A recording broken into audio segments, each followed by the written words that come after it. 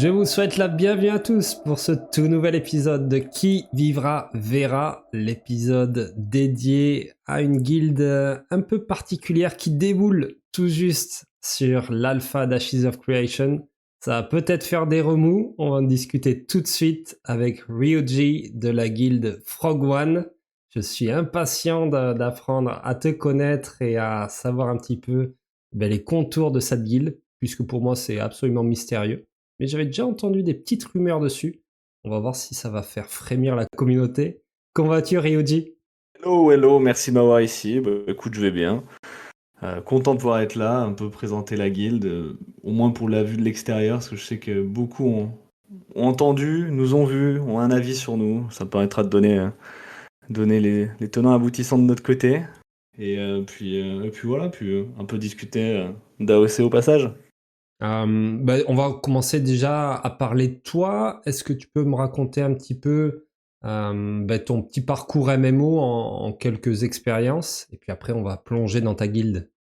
Ouais, pas de souci. Bah écoute, moi j'ai commencé les MMO un peu comme une majorité avec WoW. J'ai un grand frère qui y jouait, qui était d'ailleurs lui-même guild leader, que je voyais jouer, et j'ai pris derrière WoW assez tôt. J'ai dû faire un peu de Dofus aussi, et très vite après WoW, je voulais faire du PvP. J'avais découvert Ragnarok Online à l'époque, pour ceux qui se souviennent. Et j'ai fait beaucoup de PvP sur Ragnarok Online. Euh, Tout ça m'a emmené à faire à peu près toutes les releases d'MMO des années on va dire de 2008 à aujourd'hui. Donc j'ai fait quasiment tous les MMO. La guilde, moi, je l'ai créée après mon passage sur Guild Wars 2. C'était la première fois que j'avais Red Lead sur Guild Wars 2. J'avais adoré, mais pas dans ma propre guilde. Je rejoignais des guildes. Et après cet arc Guild Wars 2, je suis rejoint des potes sur Albion Online, sur l'alpha, la dernière alpha d'Albion. On avait pas mal joué ensemble, puis finalement, moi, je voulais toujours un peu plus tryhard que mes potes. Donc finalement, je suis parti chez une guilde que je connaissais bien, qui était War Legend à l'époque. Ah oui.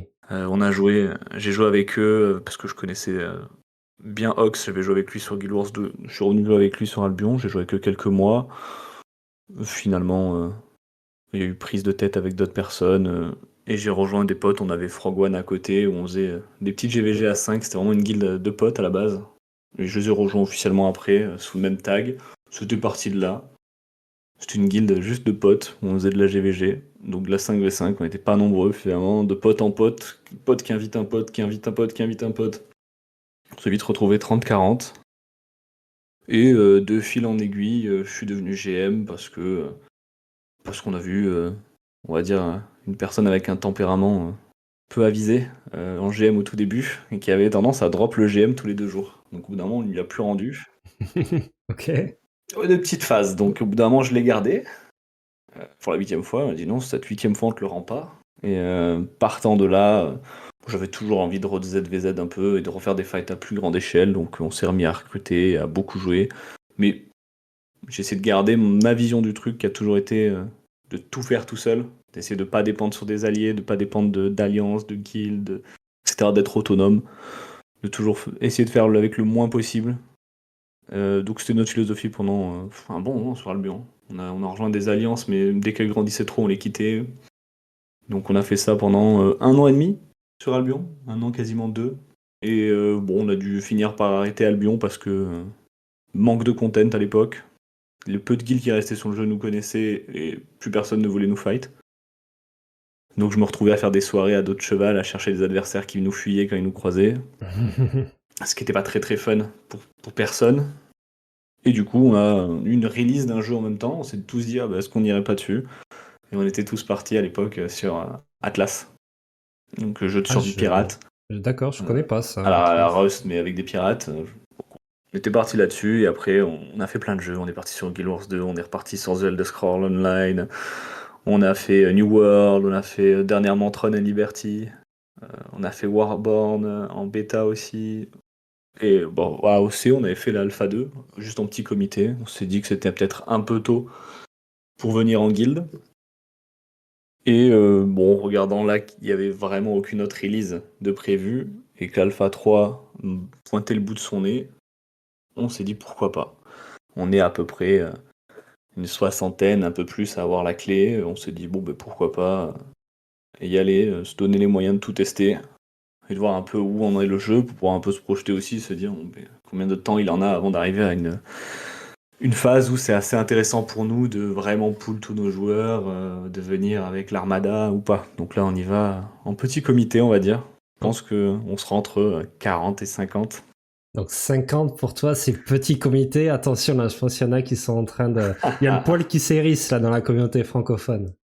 Eh oui, oui, 40-50 pour moi c'est petit comité parce que quand on a une guilde qu'on traîne depuis maintenant 7 ans, forcément on a amassé beaucoup de joueurs. Quand on a fait des jeux comme Albion où le ZVZ c'était du 100 contre 100, quand on a fait Atlas où fallait être connecté toute la journée 24 heures sur 24, donc avoir des gens qui sont là la nuit, etc.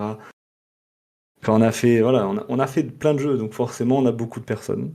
Moi j'ai une commu sur le Discord avec 600 personnes qui sont Frog One et qui jouent à tous les jeux avec nous. Alors s'il y a des jeux qui les intéressent pas, donc j'ai jamais les 600 en même temps, mais on va dire Ouais. que par jeu, je dois avoir une moyenne de 200 personnes par jeu. Des jeux où on peut pas être 200, je parle, par exemple Tron Liberty, juste avant, on n'était que 70. On a dû faire un tri et choisir les 70 meilleurs, mais j'ai un pool de joueurs, oui, qui est assez conséquent. Ça promet, et déjà, arrivé à 40-50 sur Ashes, vous allez pouvoir tester presque tout, c'est clair. Après, est-ce que tu vas conserver ce système-là d'être en pure autonomie, etc. Ça, vous allez voir comment ça se passe sur le jeu. Parce qu'à 50, il va vous manquer certaines choses, comme par exemple pouvoir être élu maire d'un node. Ça paraît chaud d'être 50, à part si vous choisissez un node un peu perdu. Donc il va peut-être falloir faire des petites concessions à ce niveau-là, mais sur le point PVP, si vous restez vraiment à être 40-50 actifs, là vous allez pouvoir vous battre avec les meilleurs, hein.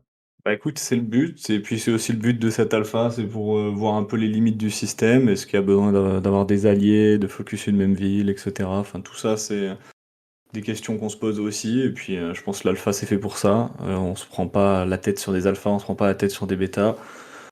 On veut voir la limite, on veut voir comment se préparer aussi pour le jour où il y aura un vrai intérêt, et sûrement aussi d'ailleurs plus de guildes, parce que là aujourd'hui j'ai quand même regardé, j'ai vu un peu la communauté qu'il y avait sur l'alpha 2. J'ai l'impression que ça a l'air d'être quasiment la même sur l'Alpha 3. J'ai pas vu de gros noms apparaître, de grosses guildes inter apparaître en plus. Donc je pense encore qu'il en manque beaucoup pour qu'il y ait une scène PVP assez active qui puisse en tout cas nous aller, à nous. Notamment, j'avais beaucoup de mes membres à moi qui étaient dans les grosses guildes du moment. Il y en avait qui étaient chez Soldius, etc. Donc j'ai bien vu que ça pouvait vite tourner en rond, voire s'ennuyer parce qu'on était un peu trop, parce que plus personne voulait les fights. Donc on va le tester, cette Alpha 3 elle est là pour ça, voir un peu s'il y a du répondant en face et on peut s'amuser et faire des bons fights dans la bonne ambiance, parce que c'est qu'une alpha, hein, on va pas déclencher l'armée et tout le programme militaire comme on fait sur des releases, là c'est qu'une alpha. Mais voilà, voir un peu le potentiel. Puis AOC, on sait que c'est un long terme, on se dit que c'est dans 1 an, 2 ans, 3 ans, mais ça sortira bien un jour. Non mais c'est cool que vous veniez avec un si grand nombre déjà pour tester un petit peu, hein, voir si l'eau est bonne, si elle est tiède. Mais vous allez pouvoir bien vous amuser. Mais oui, si vous faites des comparaisons avec Soldeus, parce qu'eux, ils avaient ces 40 actifs, dès qu'ils faisaient des sorties, ils étaient à 40 mini. Et ils ont roulé sur le serveur, hein, sur l'Alpha 2 phase 2. C'est clair qu'ils ont eu un start qui était tellement impactant qu'ils ont dominé le serveur. Et les guildes qui font un peu les coqs depuis qu'ils sont partis comme cartel, à l'époque, on les entendait pas. Ils se faisaient un peu rouler dessus. Donc c'est vrai que je pense que là, sur cette phase 3, comme tu dis, j'ai pas vu de nouvelles guildes internationales qui paraissaient vraiment arriver avec un gros contingent. Peut-être qu'il y a des choses qu'on a ratées, hein. Il y a eu quelques renames de certaines choses. Donc les restes de Soldeus, ils ont essayé de se regrouper un petit peu, mais ils ont recruté un petit peu les Asylum et autres. Mais je pense qu'il y a clairement la place pour vous, pour impacter le serveur. Et juste l'aspect par rapport au node, je pense que tu as regardé un petit peu. Là où ça pourrait être intéressant pour vous, c'est pour déclencher des guerres de siège. Je pense encore à Soldeus, qui même s'ils avaient totalement dominé le serveur, le fait qu'ils n'aient pas eu de node, ça les avait bloqués pour déclencher des guerres. Et après, dès qu'ils ont chopé un node, ils ont déclenché 1 ou 2 guerres, ils ont vu qu'ils roulaient sur tout le monde, que c'était pas rigolo. Mais ça pourrait être quelque chose, ouais, qu'il faudrait que tu réfléchisses. même quitte à prendre un petit note dans les tropiques où il y aura pas grand monde, ou même dans la jungle, là, tu es sûr que tu seras tranquille. Ça pourrait être intéressant pour déclencher des guerres. Parce que le PVP, tu as dû comprendre que faut aller un peu le chercher en ce moment. Ouais. Voilà, il n'y a pas les châteaux, quelque chose vraiment, un objectif quasiment unique pour toutes les guildes vraiment orientées PVP. Il y aura des petites zones PVP qui se déclenchent à droite à gauche, mais bon, je pense que ça va pas casser trois pattes à un canard.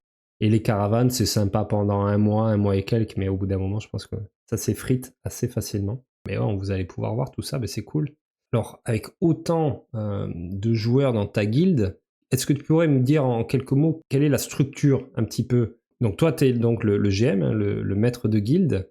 Ensuite, comment ça se déroule en dessous? Moi, alors, je suis le GM et je fais quelque chose que à chaque fois je ne conseille à personne. Donc souvent je parle avec d'autres gens qui ont leur guild, etc. Je leur conseille de jamais faire ce que je fais, c'est-à-dire que je suis à la fois le GM et à la fois le raid lead.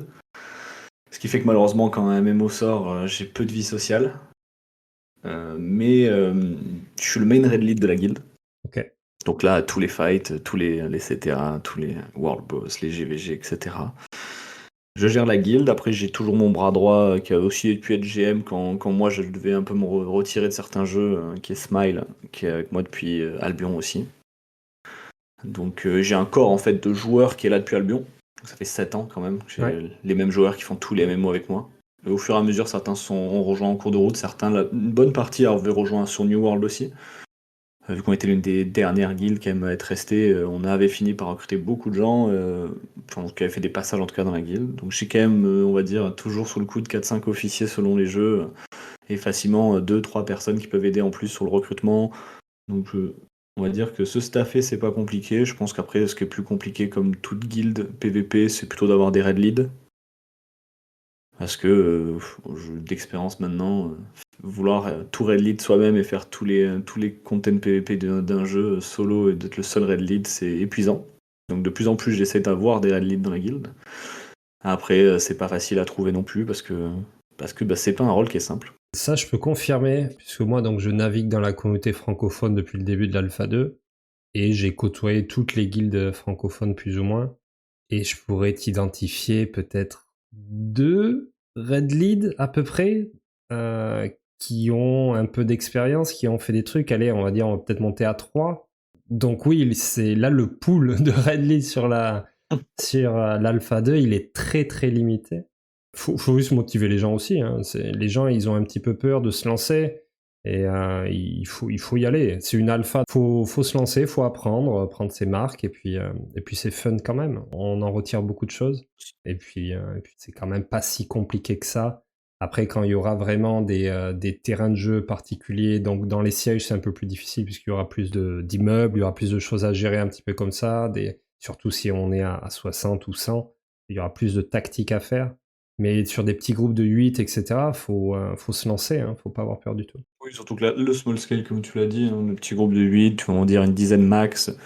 Le raid leader n'a qu'à call de la macro, des mouvements, savoir où est-ce qu'on fait la prise de fight, est-ce qu'on recule, est-ce qu'on avance. Bon, on va dire que c'est le meilleur terrain d'entraînement pour prendre la main. Donc je pense qu'en plus une alpha c'est fait pour ça. Faut pas que les gens aient peur.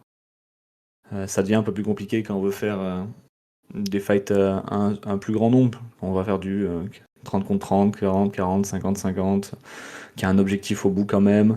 Donc il faut faire de la macro, il faut faire de la micro parce qu'il faut gérer les CD de son raid. Des fois, au milieu de ton raid, tu splits ton raid en 3 ou 2 CD différents. Donc tu envoies un CD 1 puis un CD 2. Donc il y a de la macro, de la micro. Là, ça devient plus compliqué, mais je pense qu'il faut faire ses armes en small scale. Bon, je dis ça, après j'ai du monde qui est raid lead chez moi maintenant depuis le temps, mais ça reste quand même pour une structure comme la mienne, toujours, je pense, le point le plus compliqué, c'est quand même d'avoir des raid leads, même si j'en ai. Alors j'imagine pas quand on a une plus petite guilde, c'est encore plus dur.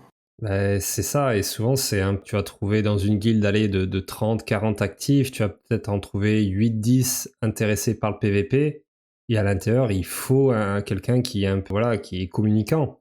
Et si tu l'as pas, bah, tu vas pas pouvoir faire des sorties, ou alors tes sorties, elles vont pas être réussies, les gens vont râler un petit peu, on n'arrive à rien. Donc ouais, il faut dégager ces personnes-là, et ça se fait avec l'expérience, hein. De toute façon, Oui. il faut se lancer. Après, il y a aussi une question de mentalité. Là, on en revient plus à des valeurs de guilde. Moi, je sais que toute personne qui vient chez moi, c'est exactement ce qu'il va y trouver. Il n'y a pas de publicité mensongère. Quand on met les pieds chez nous, on sait qu'on vient pour faire du PvP.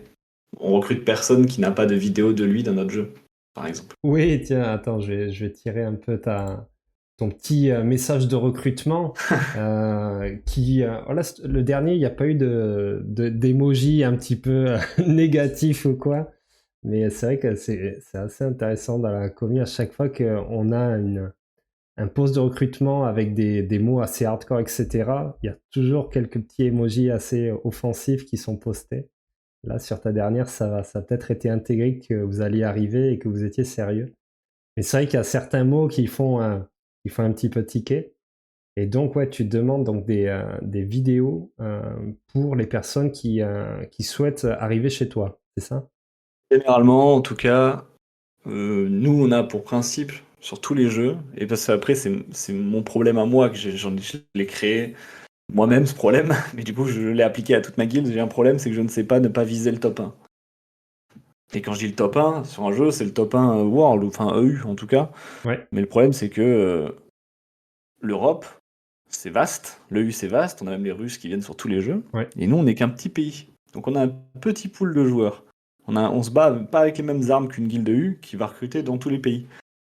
Donc, j'essaye d'instaurer quelque chose d'un peu plus rigoureux, quelque chose d'un peu plus demandant à mes joueurs, pour pouvoir pallier le fait que j'en ai moins, ou en tout cas que je recrute des gens qui sont factuellement moins bons, mais par contre j'en ferai des meilleurs soldats qui connaîtront mieux leur rôle parce qu'on va regarder leurs vidéos, après le PvP on va débrief, ce qu'ils ont bien fait dans leur placement, est-ce qu'ils ont bien écouté, leur CD bien utilisé, etc.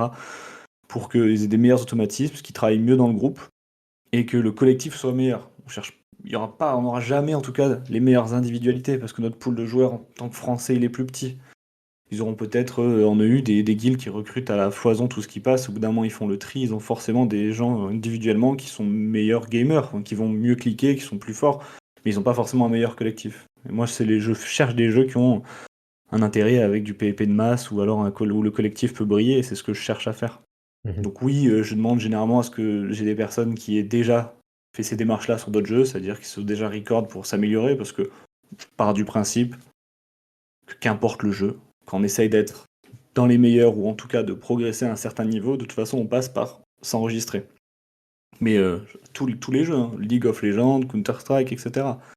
Tu veux t'améliorer, tu te recordes, tu regardes ta vidéo à froid, tu regardes est-ce que tes prises de décision elles sont les bonnes, est-ce que tu donnes les bonnes informations à tes teammates, est-ce que tu fais les bons choix, est-ce que dans ta micro tu es bon, est-ce que tu cliques au bon endroit, etc. Tu dois regarder ça, même sur LoL c'est ce qu'ils font, mais on fait ça sur tous les jeux. Donc j'essaie d'abord de recruter en premier lieu des personnes qui ont déjà fait ce chemin-là, qui le comprennent, et pas de recruter des gens et après les avoir dans la guilde, puis leur demander des vidéos et qui disent ah non, moi j'ai pas envie, non, moi je fais pas de vidéos, tout ça.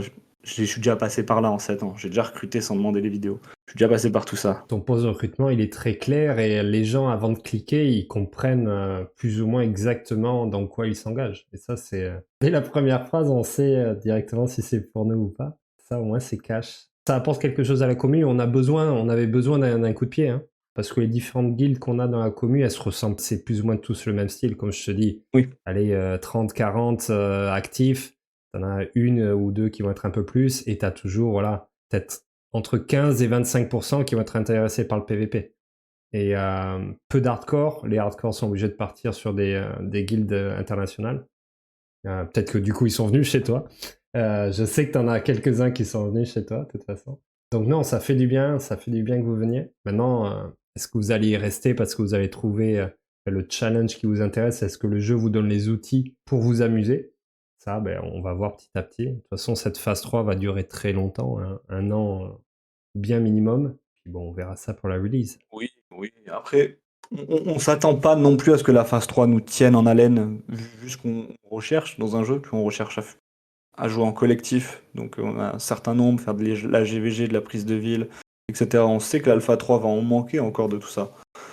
Mais je dois dire, je prends la chose comme étant le moyen d'y retourner de temps en temps. S'il y a un patch qui ramène du monde à un moment, un équilibrage, un nouveau content qui sort, revenir, réapparaître quelques semaines, voilà. Juste continuer à se tenir après au courant du jeu, des avancements, pour que, je pense, quand les bêtas arriveront et qu'il y aura un peu plus de content, bah, on ait toutes les armes, on soit déjà prêt, on sache exactement où on veut mettre les pieds. Parce que pour l'avoir fait d'expérience avant, avoir évité les bêtas des jeux pour me dire, ah mais j'ai pas envie de me gâcher l'expérience de la release, à la release de moins avoir envie, et de me dire qu'il faut absolument que je ne joue que quand le jeu sorte. On se rend compte que la plupart des jeux maintenant, les MMO malheureusement, ont une plus grosse durée de vie en phase de bêta alpha qu'en phase de release. Donc je veux profiter au maximum de ce que le jeu aura à m'offrir, que ce soit en alpha, bêta ou release. Maintenant, ça sera pas forcément du continu. Par rapport à ce message de recrutement, tu vas forcément donc attirer une certaine population de joueurs. Pour l'aspect mentalité, l'aspect un petit peu comportement de tes joueurs, est-ce qu'il y a des choses que tu bannis? Est-ce qu'il y a des choses, je parle principalement de la toxicité. Comment tu le vois ça dans des guildes hardcore? Moi, c'est quelque chose qui a évolué. Je suis totalement honnête avec toi. Je pense dans les premières années de Frog One, tout ce qui m'intéressait, c'était le résultat. Donc c'était des choses que j'occultais, des choses que je regardais même pas. Puis après, j'étais jeune, c'était il y a 7 ans. À l'époque, j'avais 23 ans. Donc j'étais quand même bien plus jeune et je voulais juste le résultat. Donc la toxicité, en fait, je m'en fichais. J'adorais, moi, j'ai toujours été élevé là-dessus sur les MMO, le taunt, le sell, tu vois, le benters, le vraiment, Ouais. on s'envoie des pics. Ça, j'aime bien. Mais je trouve ça de malaisant, je trouve ça nul quand ça va au-delà de ça. Tu vois, quand c'est des va te faire enculer, suicide-toi, des machins, tu vois. Ça, c'est plus du tout du banter, c'est pas juste GG les gars, à la prochaine ou un truc comme ça, tu vois. C'est rien à voir. Ouais. Moi j'aime bien le banter, j'aime bien quand on fait on se crée des rivalités, parce qu'en finalement, dans un jeu, l'envie de te connecter, l'envie de te battre contre quelqu'un, elle vient aussi d'une rivalité, elle vient pas juste d'un objectif à faire dans le jeu. J'ai encore plus envie des fois d'aller faire des fights contre des gens que je connais d'autres jeux, même s'il n'y a pas d'objectif. Parce qu'il y a un côté rivalité, etc. Mhm. Donc, il y a eu, au lancement de Frog One sur Albion, un côté toxique où, en fait, juste parce que, vu que je ne filtrais pas mes joueurs, il disait certains au milieu, tu sais, comme d'hab, t'as toujours une minorité qu'on entend très forte, bah, t'avais 10-15 joueurs ultra toxiques au milieu des 200, et, euh, et malheureusement, ça a été détrimental pour la guilde, parce que c'est resté une image auprès des autres qui étaient extérieurs, ils se sont dit, ah, Frog One est donc toxique. Frog One a des membres qui nous insultent, ce qui est normal d'ailleurs. Donc c'était un peu l'image qu'on avait eue, on va dire, les 2 premières années de la guilde, chose à laquelle après j'ai essayé de remédier. Et du coup, depuis un bon moment maintenant, il y a interdiction à toute personne d'insulter, même quasiment de taunter, parce qu'ils sont incapables, en fait, dès que je leur autorise un peu de banters, il y en a toujours un qui dérape. Ouais. Donc j'essaye de leur autoriser, tout en mettant les limites. J'ai toujours une personne ou deux qui vont déraper, et s'ils dérapent, ben, ils se font kick. Mais voilà, j'en suis dans ces limites-là. J'évite évidemment tout propos raciste, etc. C'est vraiment des trucs, ça n'a pas à faire sa place dans un jeu. Moi, je suis juste là pour jouer, je suis juste là pour PvP, je suis juste là pour faire progresser tous les gens, qu'on passe un bon moment, qu'on joue en groupe. Après, si on peut se créer des rivalités avec les personnes avec qui on se fight, tant mieux, parce que je pense que c'est vraiment un facteur motivant pour continuer à jouer un jeu, c'est d'avoir des rivaux, et que les rivaux, ça se crée pas en se disant juste GG les gars, bon fight. Ça peut, mais pas que. T'as quand même envie, plus certaines personnes, d'aller à la castagne que d'autres. Il faut avoir un peu des rivalités quand même, il faut avoir un peu de piquant, un peu de sel. Ça, c'est ma vision. Elle est peut-être fausse. Ouais, et ils vont te le rendre, hein, la commu européenne, les Bien différents sûr. cartels et autres. Ils sont dans le même moule, ça c'est clair. Vous êtes sur le même type de mentalité. Donc il y a de quoi s'amuser.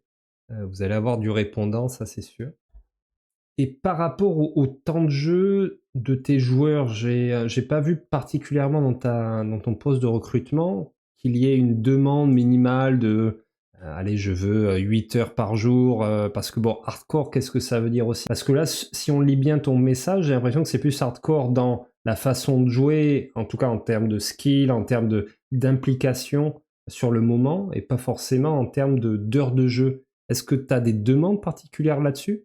Alors, c'est vrai, tu as raison quand tu dis que ma demande elle est plutôt dans l'état d'esprit des joueurs que dans le temps de jeu. Je pense pas en tout cas aujourd'hui avoir une majorité de joueurs qui peut faire du 10 heures par jour.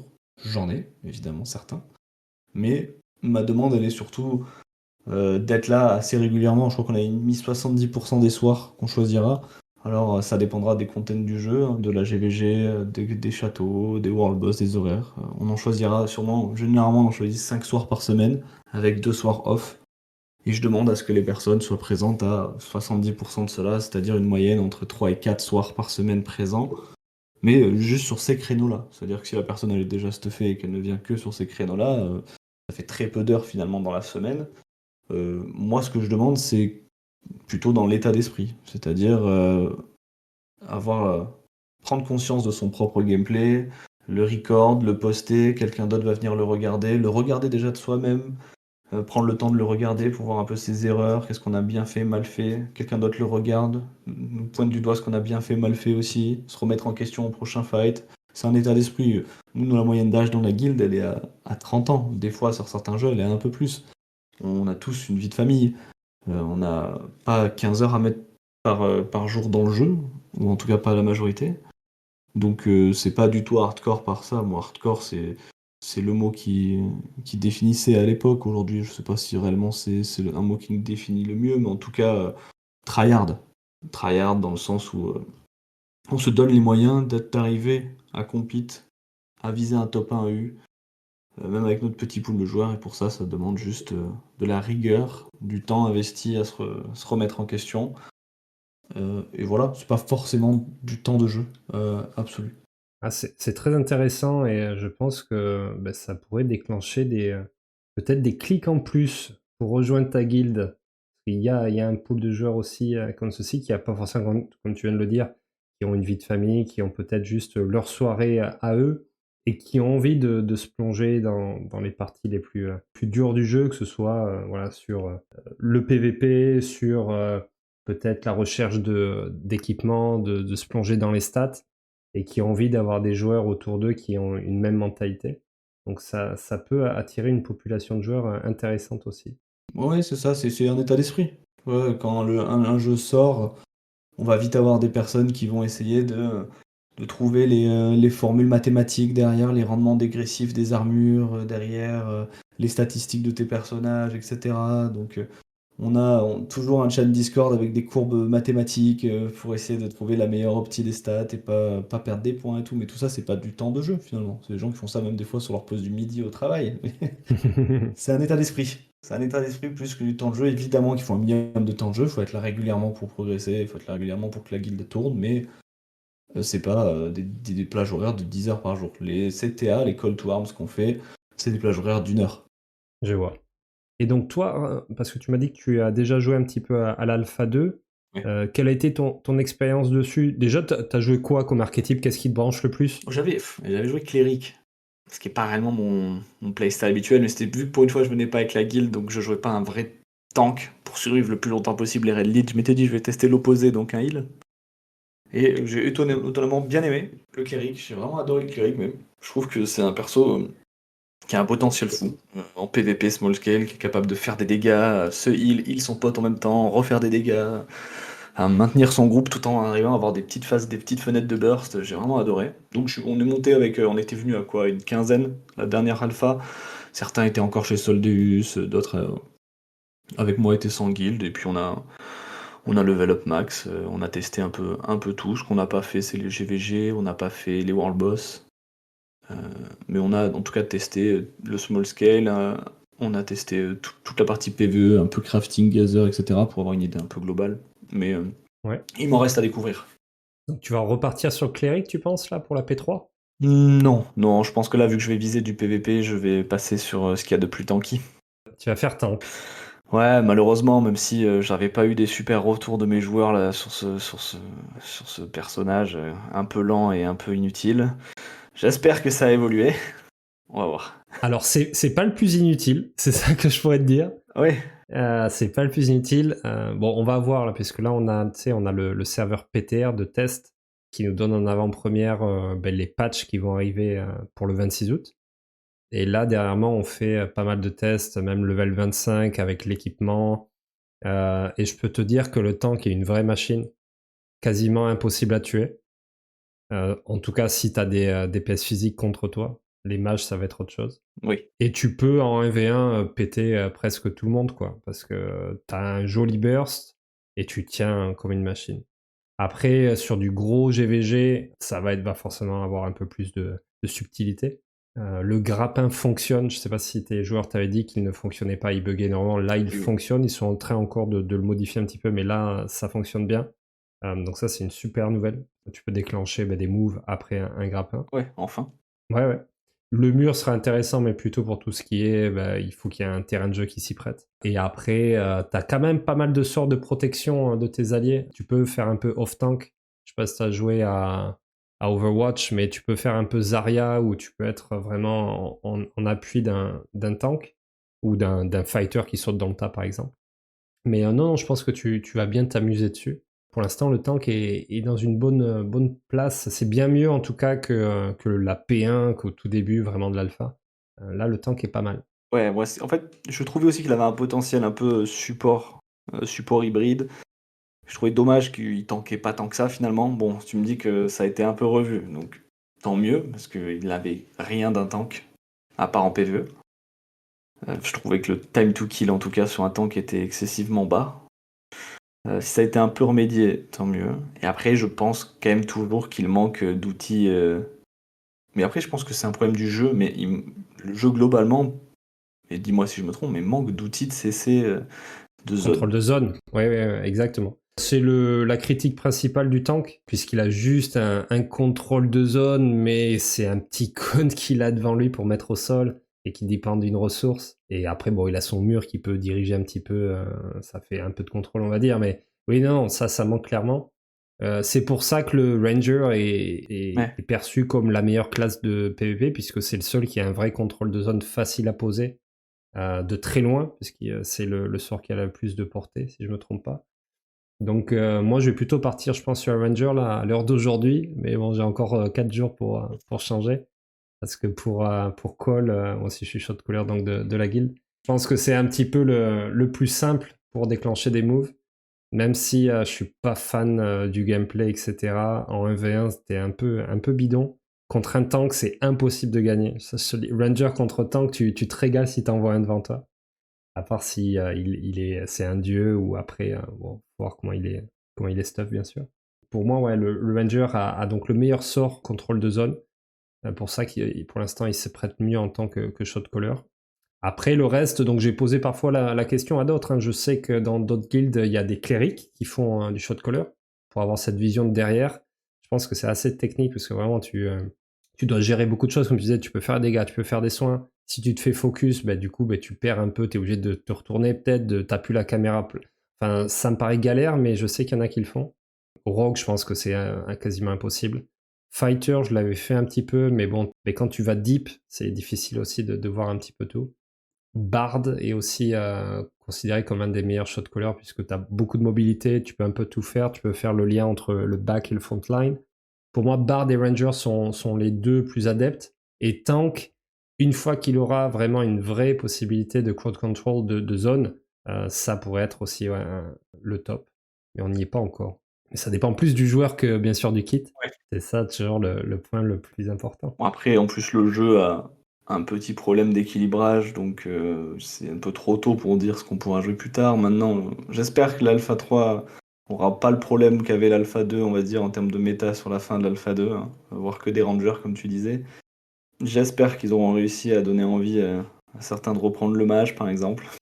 Mais là, vu les tests que je te dis qu'on vient de faire récemment, là, depuis la dernière semaine, il y a une telle différence en fait. Si t'as quelqu'un qui est full armure physique, donc armure lourde, et toi t'es full DPS physique, tu te bats contre un mur. Après, j'avais peut-être pas les bonnes stats. Il y a beaucoup maintenant de nouveaux sets avec des bonus de sets qui sont très impactants, voire un peu buggy. Si tu peux sauter sur le PTR, je te conseille vraiment mais là, je sais pas s'ils ont remis. Ils ont lancé le patch, j'ai regardé. T'as un PNJ qui te booste directement level 25 et tu peux acheter tous les sets level max. Je te conseille, si t'as des joueurs ou toi-même, si vous aimez vous mettre la tête dans les stats, de regarder tout ça. Parce que les bonus de sets sont ultra impactants, surtout pour les bonus offensifs. Les défensifs, ça me paraissait pas énorme, j'ai pas fait de test juste en lisant. Mais il y a des choses qui sont absolument impressionnantes. Donc plongez-vous là-dedans. Et donc ce que je voulais dire, c'est que physique contre une armure lourde, très difficile à tomber. Mais à côté, si c'est un DPS magique contre un physique, là, ça tombe comme dans du beurre. Donc il va avoir une vraie méta qui va se poser, je pense. Donc ça va être assez excitant. Et les mages, je pense, vont pouvoir vraiment briller. Puisque généralement en PvE, les gens préfèrent prendre de l'armure physique. Puisque les mobs attaquent principalement en physique. Donc je pense que vous allez avoir des bardes offensifs et des mages qui vont se régaler sur ce début de phase. Et puis après, il y aura le summoner qui va arriver fin d'année. Et là, ça fera aussi le bonheur de certains. Ça va peut-être vous relancer, vous donner un second élan. Si vous ralentissez un petit peu courant fin septembre, début octobre, le patch de summoner pourrait vous faire revenir aussi. Écoute, si on n'a pas de jeu d'ici là, oui. Nous, on a déjà en fait une release d'un MMO prévu à horizon octobre. Donc disons qu'on a un bon mois là à donner. Un bon mois, peut-être un bon mois et demi, ça dépendra. Ils doivent donner la date dans pas longtemps. Et après, Vous partez sur quoi? on va partir sur Warborn Above Ashes, qui est un MMO par une boîte thaïlandaise là. Ça ressemble un peu à Albion. En tout cas, le système de caméra combat. La caméra, c'est Albion. Et c'est Albion si les devs s'étaient dit on va enlever le côté, vous allez devoir récolter des ressources et crafter votre propre gear, on va le rendre optionnel, c'est-à-dire que les gens ont le choix d'entre aller récolter leurs ressources et faire leur gear, ou juste tuer des monstres, faire de l'argent et acheter le gear. Du coup, quand on a envie juste de PVP, on peut juste PVP, mourir, acheter son gear, repartir. Et on s'est retrouvé en fait à faire la dernière bêta et à faire des 10 heures dans la journée d'affilée de PVP, ce qu'on a forcément adoré. Et du coup, on attend que ça, que ça puisse repartir. Je pense pas que le jeu aura une énorme durée de vie. Il y avait quand même beaucoup de guildes, notamment d'Albion, d'autres de Throne and Liberty. Donc c'est un bon, on va dire, c'est un bon battleground pour se retrouver en guilde, à jouer tous ensemble contre d'autres guildes. C'est très bien. Il y avait une bonne trentaine de guildes avec plus de 100 membres chacune. Ah oui, c'est vraiment pour se mettre sur la tronche, quoi. Ouais, carrément. Planet Side 2, mais façon top-down. Façon top-down RPG, avec des saisons qui dureront un mois et quelques et qui seront reset, et on repartira sur une nouvelle planète à reconquérir. Donc, D'accord. Bon, ça laisse un peu tomber le côté RPG, mais ça fait plus jeu compétitif. Ouais, on y garderait quand même quelques upgrades de la saison, on perdrait pas tout, on perdrait juste le level du perso, je crois. Mais tout le reste, il y a des équipements qu'on garderait.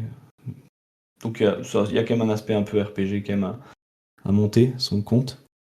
Mais voilà, c'est pour ça que je te disais, nous, l'Alpha 3, on la prend au sens large de l'Alpha, donc c'est un an, on la prend sur un an. On va faire le lancement, on va tout donner à fond. On sait très bien que de toute façon, ça va redescendre en termes d'activité. Si le Summoner sort début d'année ou fin d'année, et que nous, à ce moment-là, on a fini avec Warborn, on réapparaîtra, on retestera, et on fera ça par vague. De toute façon, c'est à peu près ce que font aussi les autres. Quand je dis les autres, je parle de Soldeus, comme ils avaient fait avant. Soldeus, ils se sont un peu éteints, et puis après, ils se sont split en plusieurs guildes. Par contre, quand vous allez revenir sur le jeu, tu m'envoies un petit MP, comme ça je saurai quand j'arrête mes caravanes gratuites, etc. Que je sache si on est safe ou pas, s'il te plaît. Ça dépend si d'ici là je t'ai écouté, j'aurais peut-être des alliés. Ah, oui. Je vais d'abord. Est-ce que tu as déjà établi des liens avec la communauté francophone, ou pour l'instant non, tu te lances et puis tu verras comment ça se passe sur le tas? Alors oui, là honnêtement, j'ai pas initié de lien parce que je vais découvrir. Je me dis que comme on en a parlé tout à l'heure, une alpha c'est fait pour ça, c'est fait pour découvrir un peu les limites du système. Je vais tester déjà en full autarcie, voir si de nous-mêmes on est autosuffisant, surtout, au caser, craft, métier, etc. Est-ce qu'on y arrive ou est-ce qu'on a plutôt tendance à vouloir avoir des alliés qui ont peut-être des métiers déjà montés? Tu vois, c'est aussi des questions qu'on peut se poser sur des jeux comme ça.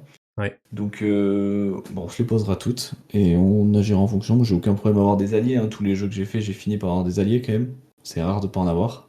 Là, généralement, j'en ai. J'essaie de pas en avoir beaucoup parce que je veux jamais, mais au grand jamais, être le plus gros nombre. Ça n'a aucun intérêt pour moi. Ouais. Si à un moment je suis le plus gros nombre, je quitte mes alliés. Parce que mon but à moi, c'est quand même que mes gars aient tout le temps du content. Et tout le temps du content à notre taille. Même si ça m'est jamais arrivé que je sois trop gros pour un jeu. Ça m'est jamais arrivé que j'ai trop de joueurs pour personne qui lui répondent en face de moi.